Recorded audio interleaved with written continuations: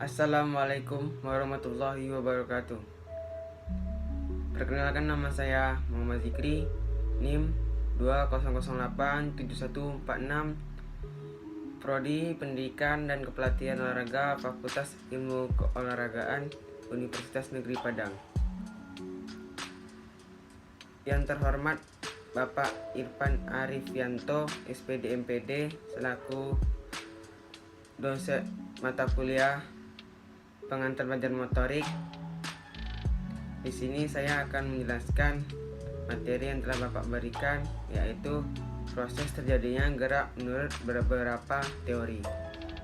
Oke, untuk mempersingkat waktu, saya akan menjelaskan apa proses terjadi gerak menurut beberapa teori.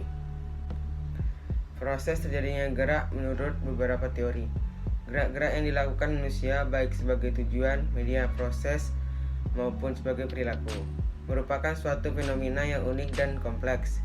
Pembahasan tentang fenomena tersebut hanya dari sudut suatu disiplin ilmu memiliki kemampuan terbatas.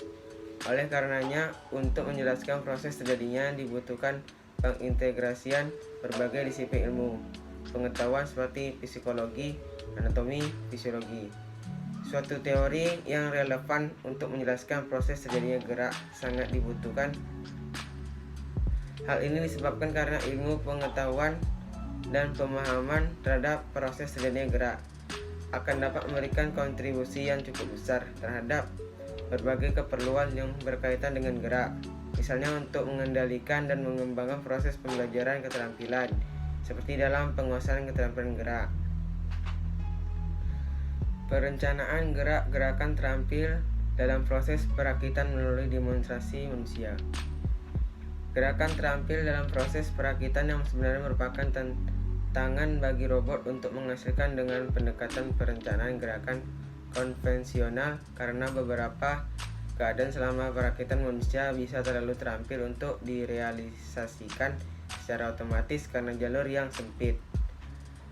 Untuk mengatasi masalah ini, makalah ini mengembangkan metode perencanaan gerakan menggunakan demonstrasi manusia yang dapat diterapkan untuk menyelesaikan gerakan terampil dalam proses perakitan robotik. Untuk mendemonstrasikan dengan mudah tanpa perangkat pihak ketiga yang berlebihan, kami memasang penanda augmented reality atau AR ke objek yang dimanipulasi untuk melacak dan menangkap posisinya selama demonstrasi manusia. Suatu struktur dasar gerak adalah fase-fase gerak yang selalu setiap kali pelaksanaan suatu gerak. Fase awal disebut juga dengan fase persiapan.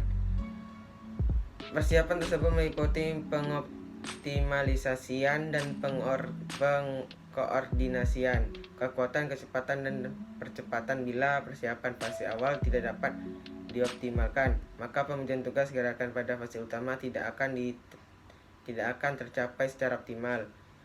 Fase akhir adalah di mana dilakukan pengembalian seluruh keseimbangan tubuh setelah pelaksanaan fase utama. Sebagai contoh, lompat jauh.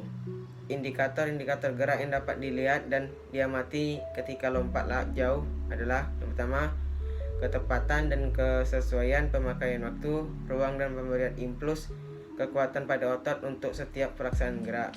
Yang kedua, ketepatan dan kesesuaian pemberian impuls kekuatan pada otot yang bekerja dapat dilihat dari adanya gerakan yang berlebihan atau berkurang, keadaan keseimbangan tubuhnya, dan gerakan-gerakan yang tersedat atau tidak lancar.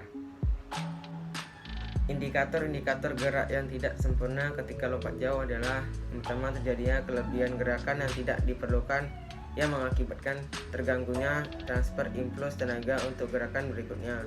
Yang kedua, kelebihan gerak tersebut diakibatkan oleh impuls tenaga yang diberikan terlalu besar dari yang dibutuhkan, akibatnya terganggu keseimbangan tubuh. Oke, mungkin itu saja yang dapat saya sampaikan. Kurang dan lebihnya saya mohon maaf. Saya akhiri dengan wassalamualaikum warahmatullahi wabarakatuh.